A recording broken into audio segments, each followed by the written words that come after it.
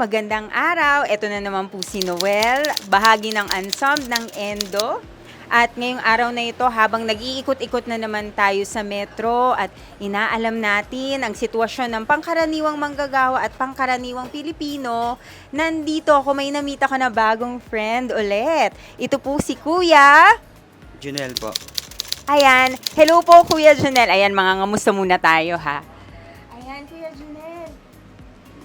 Kayo po ay isang vendor, tama? Gaano katagal na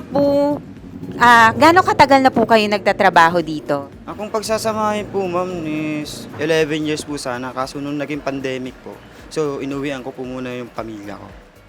Ah, Hirap naman po nun, ma'am, pag dito po ako inabutan ng quarantine, di ba? So kawawa po yung pamilya ko. totoo din. Pero, so nung umuwi po kayo sa pamilya nyo, ano muna yung ginawa ninyo doon?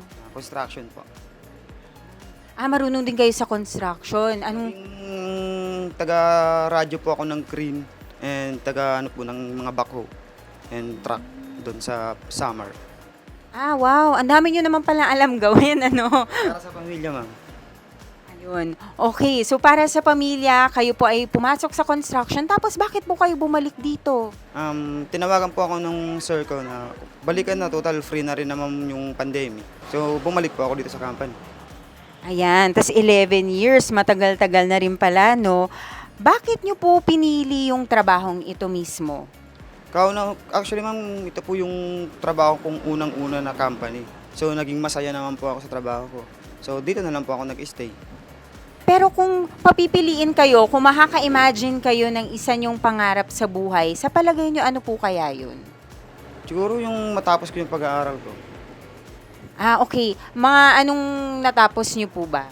Senior high lang po kasi ako. Siyempre sa hirap po ng buhay, madami kayo magkakapatid. Ako na lang po nagparahay. Ano po yung inyong idea ng maayos na buhay sa Pilipinas? Siyempre ma'am, may sariling bahay. May maayos na trabaho. May sweldong sapat para sa pamilya. Di ba ma'am?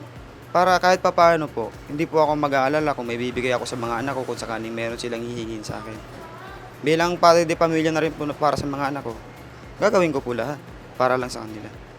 May mga anak na pala kayo, no? So sa palagay ninyo po ba, para saan po kayo bumabangon sa pang-araw-araw at pumapasok dito para magtrabaho? Para sa mga anak ko, sa pamilya ko, para sa sarili ko. At kung may pagkakataon, para na din sa pangarap ko. Para mabigyan ko yung tuloy-tuloy na mas magandang buhay para sa mga anak ko. Ang ganda naman nun, Kuya. We wish you luck. Talagang nananalig ako at umaasa ako na ma-achieve mo yung iyong pangarap. Laban lang, ma'am. Yes. Makakaya natin yan, dito matagal. Di natin namamalayan, ma'am, nandun na tayo. Ayan, Kuya, meron po ba kayong final words, final message, shout out kung kanino man? Shout out nga pala sa kapatid ko dyan, nasa Europe ngayon. Ingat ka dyan, tol. Mahal na mahal ka namin. Ingat lang. Ayan, ako maraming salamat po, Kuya Junel. At tulad nga nung sinabi niya, no, laban lang. So patuloy nating suportahan ang ating mga pangarap at ang mga pangarap ng ating mga kababayan. At isa pang paalala, manood po tayo ng Endo from April 10 to May 10. Ipapalabas po sa PETA Theater Center. Please make sure to get your tickets from tickettome.net.